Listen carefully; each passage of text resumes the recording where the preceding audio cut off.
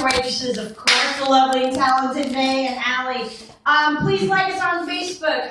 It's Sweet and Sour Stand Up. You can find us on Facebook there. Also, please get water. A well-hydrated comic is a funny comic. And finally, if you want to know more about other shows around the city, in the area, both these folks who tour all over the Carolinas and national headliners, please check out and sign up for PortCityComedy.com. All right, our next comic is going to be this Friday at Fibber McGee's in a hilarious showcase. I think it costs more than $1. Ladies and gentlemen, please give a warm welcome to Mr. Sean Webb.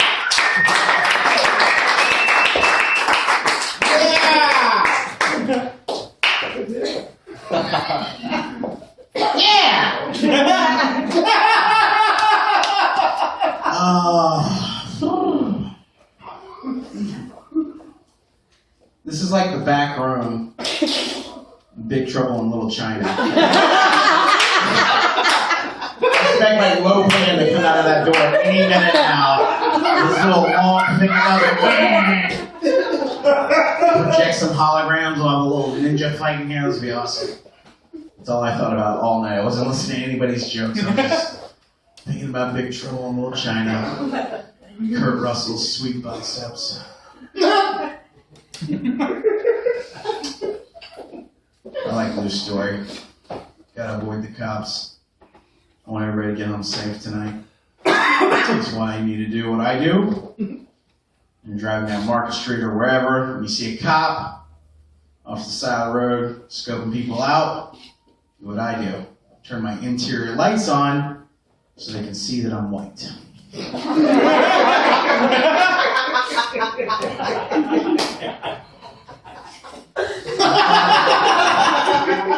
No trouble here, officer. The white guy getting home. Won't be needing that pepper spray. We got more people here? Yeah.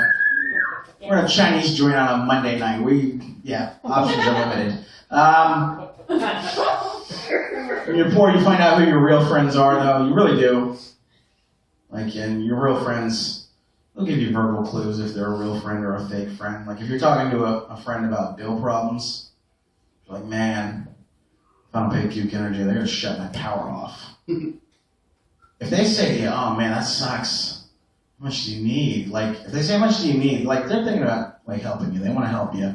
They're, doing some math in their head, seeing if they can swing it. They go, oh, how much do you owe? They just want to see how fucked you are. Oh, shit, you owe that much? It's about to get cold in your house. Hope you got a Snuggie. Snuggies help. Companies are trying to save money these days because their huge profit margins aren't huge enough. One way companies can save money, I think, when they send a bill to your house, can they stop with the sending of the other envelope in with the bill? Does anybody pay their bills that way anymore? They actually, I'm going to write a check and I'm going to put it in this envelope, put a stamp on it, and mail it back to them. No, you call in the day they're going to shut it off. Or you go to Walmart and hook up to the Wi-Fi to pay it online. Nobody does that anymore. It's useless envelopes. I use those envelopes to put my weed money in. That is it. Money's going in there, but it's for me to get high, not for you. You fucking cock. All right. So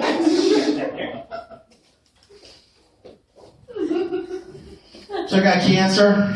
There's no really easy way to settle into that one. I've tried it in other sets, all right, guys, let's not get weird. And everybody's like, oh, what? Okay, is he gay? No, cancer. Okay, it's cool. It's found as melanoma. That was in my neck, which kind of sucks because if I was going to get cancer, I was kind of hoping it was going to be breast cancer. To have these removed. B cup, C cup kind of thing going on. And when you tell people you have cancer, you know who's positive and who's negative. Who has an overall positive attitude and who has an overall negative attitude. When I tell my positive friends, hey man, I got cancer. Their reaction is hey, listen man, you're gonna beat this. Anything you need, let me know. We're gonna kick its ass. My negative friends, their reaction, oh my God, you were so young. Did you just refer to me in the past tense? I'm on the phone with you right now, cocksucker. I can come to your house and kick your ass. I haven't started chemo yet. I can still do that. I'm kidding. I don't have to do chemo. Although I kind of wish I did. Because look at this face and this body. Like, chemo, like, I would look amazing after chemo. I would look so fucking good after chemo. I would have to beat the pussy away after chemo.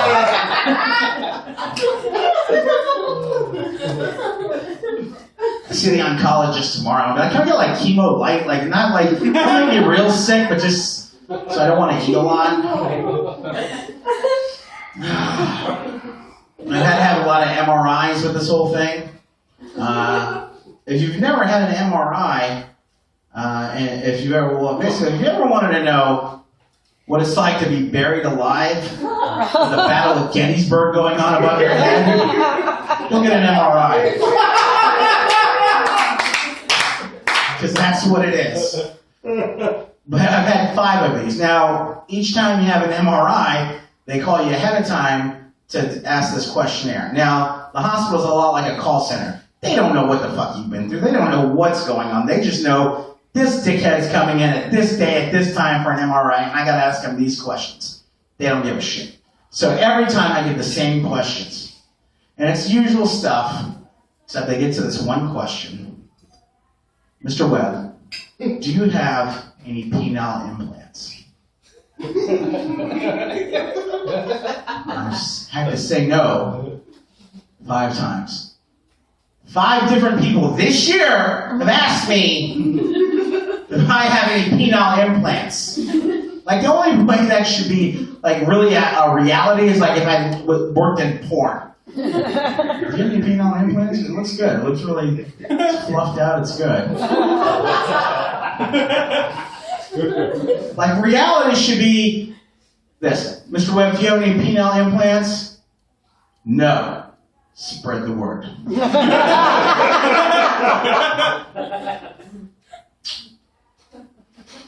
Yeah, penile implants. That's where we're at in 2013. Christmas time's coming up. And, no, let's not go to Christmas just yet. Let's talk about how I'm milking this cancer for everything it's worth. Like, let's hop to Christmas. No, fuck it. It's like most movies about cancer, like, it's always like some dickhead who gets cancer, and through this process of having cancer, he becomes like a good person, like a worthwhile contributing member to society. I'm going in the opposite direction. I am like meeting that guy, or heading in different directions. I was kind of an okay guy, and now that I have cancer, I am just a fucking dickhead. Like, I use it to get out of everything. Like, my buddy's like, oh, I gotta move next week, can you help? I can't help, I got cancer, I'm sorry. I'd love to help you move, but I got cancer. Caught me the cancer.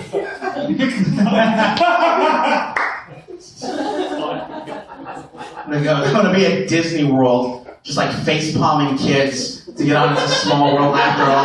It's like, get out of here, kid, I got cancer.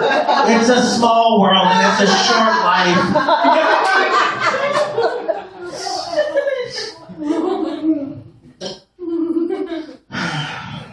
I'm a product of the home I was raised in. Because my mom's a scumbag. My mom is actually using my cancer to get out of shit. Yeah. Which kind of pisses me off. I'm like, bitch, this is my territory. You got the diabetes. Use your fucking diabetes. Don't fucking hog on my cancer. And she's a Jew from Miami. And just a fucking nightmare. And she adopted one of these little children in a third world country in Nicaragua. And he's like, for a cup of coffee a day. And I know that she does. She tells me about it like once a week about this kid that she doesn't give a fuck about. But then I found out that she wrote a letter to this child. Yes, she wrote a letter to this child because it was the kid's birthday, and she did not send a present. Yeah. And so I've obtained a copy of this letter. I'm not making this up. I really got this off our computer.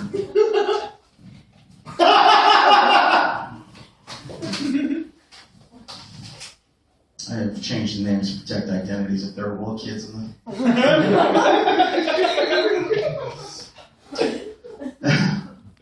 Dear Felipe. Sounds third worldly, doesn't it? Felipe? Yeah. Okay, let's go with it.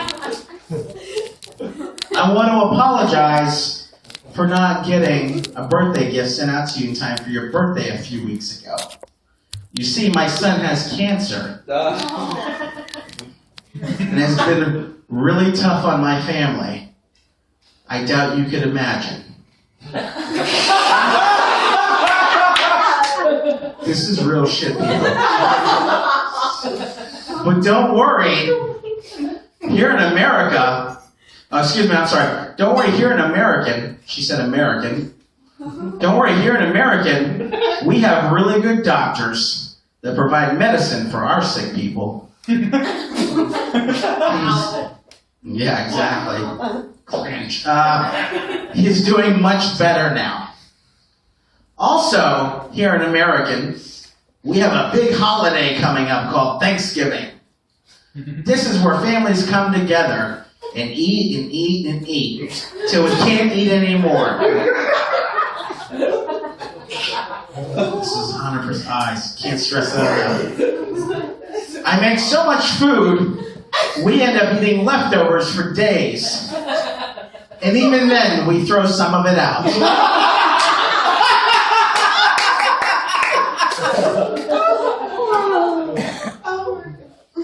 I will try and get your gifts sent out soon. Take care.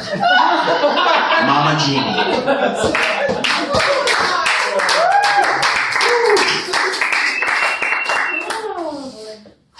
Now,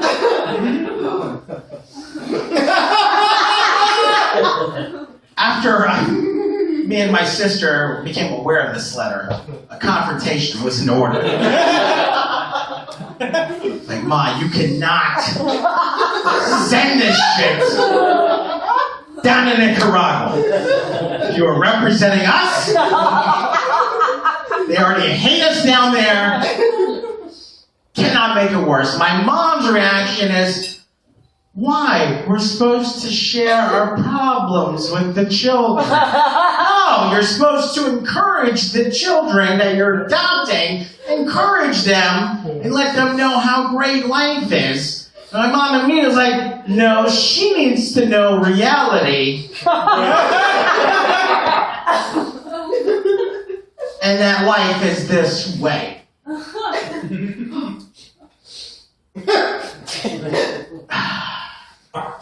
Yeah. Now, my thought, and my mom, she basically has like a lizard brain. Like very reactionary, there's not a lot of logic going on up there. It's just like,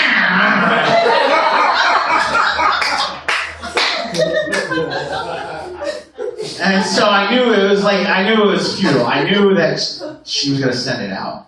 And so immediately I was just like praying, like when I went to her camp.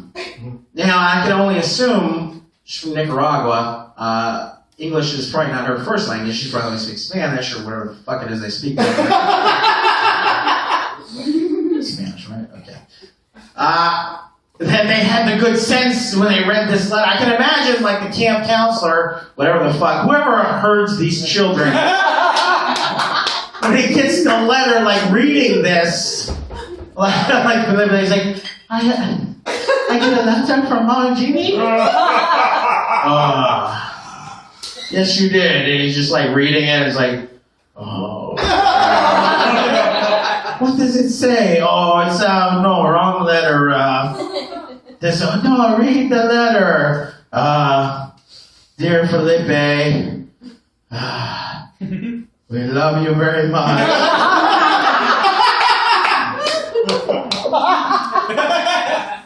We give thanks in giving for you. And we hope very soon you will eat and eat and eat until you can't eat anymore. Amen.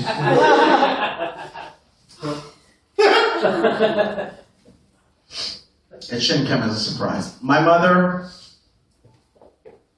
at Christmas time, first of all, we're Jews that celebrate Christmas. We have a Christmas tree, but it's called a Hanukkah bush. Yeah, real weird, fucking sick shit going on. But my mom, we know how shitty of a kid, how pissed my mom is at you by the gift that you give, and we know how much it costs because she leaves the price tags on everything. Me and my sister on Christmas morning are opening shit up. I'm just looking over. It's like something like $5. I'm like, what the fuck did you do? $5?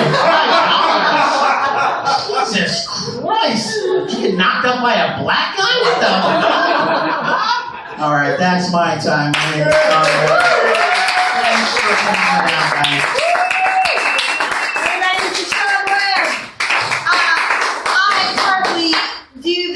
Because I get to hear really funny people every week. I hope you think the people you heard tonight were really funny. If you do, please tell your friends. Please like it. All right. Please like us on Facebook. Please check out PortCityComedy.com. Please tip me.